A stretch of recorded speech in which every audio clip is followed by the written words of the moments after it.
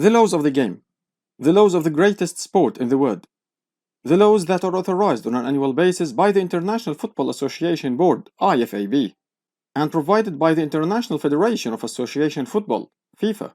Through these laws, the game is played everywhere in the same way. The first copy of the laws of the game was published by the Football Association in 1863.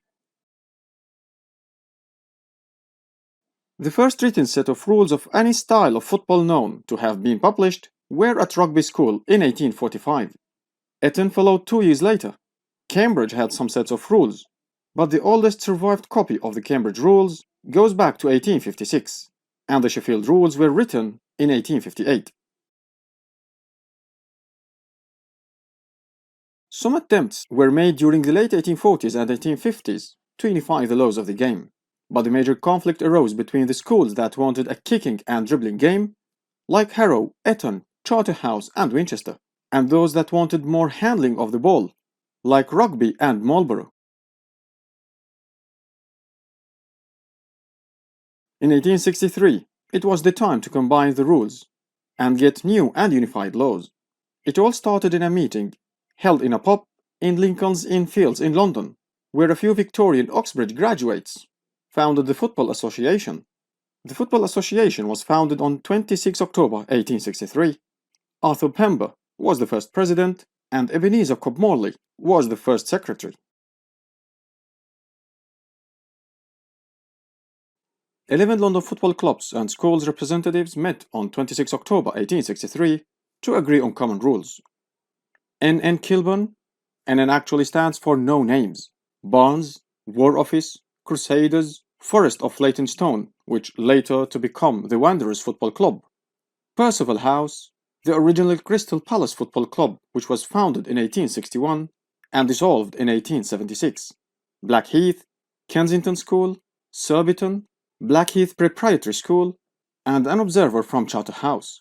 In fact, many of these clubs are now defunct or play rugby union. The War Office Club is the only club still in existence today and playing association football. They are known as Civil Service Football Club. The first version of the rules was drawn up over a series of 6 meetings from October to December. Crusaders, Surbiton, and Charterhouse only attended the first meeting, and then they were replaced by the Royal Navy School, Wimbledon School, and Forest School.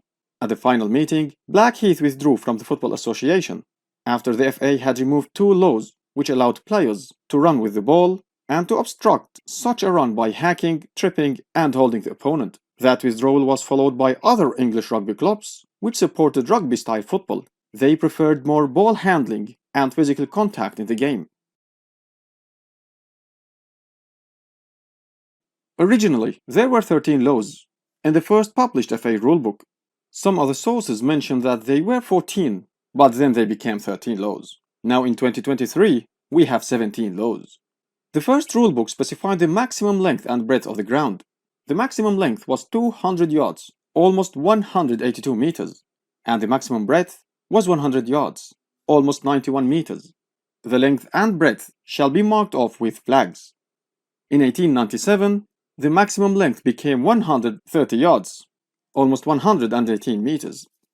The goals shall be defined by 2 upright posts, 8 yards apart, or 7.32 meters, which is exactly as the law is today. But the only difference is that there was no tape or bar across the goal posts, so goals could be scored at any height. The tape was introduced in 1866, and the option of having either a tape or a crossbar was introduced in 1875, but the bar was mandatory in 1883. There was a kickoff at the start of the game, and after each goal scored, exactly as the law is today. But changing ends was to be done after each goal scored, not only at halftime. The rule of changing ends only at halftime was introduced in 1875. As for the throw-in, it was awarded to the first player on either team to touch the ball after it went out of play.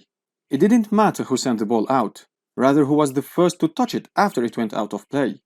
The ball had to be thrown in a direction at right angles with the boundary line. In 1873, the rule was changed, and a throw-in was awarded to the opposite side to that which has kicked it out. The offside rule of 1863 was strange and completely different from today's offside rule. When a player kicked the ball, any one of his teammates who is nearer to the opponent's goal line was out of play, which means no forward passes were allowed. The only exception was when the ball was kicked from behind the goal line. The current two-player offside rule was introduced in 1925. There was no corner kick. When the ball went behind the goal line, there were two situations. The first was if an attacking player first touched the ball after it went out of play, then the attacking team would take a free kick. The second one was when a defending player first touched the ball after it went out of play, then the defending team would take a free kick from the goal line, which is an equivalent to the current goal kick. The corner kick was first introduced in 1872, and with its current shape in 1873. Carrying the ball, throwing or passing it to a teammate were not allowed. Only a fair catch was allowed, and as it was in Sheffield, a free kick was awarded after a fair catch. When it came to the physical contact, hacking, holding, pushing, or tripping the opponent up were all not allowed.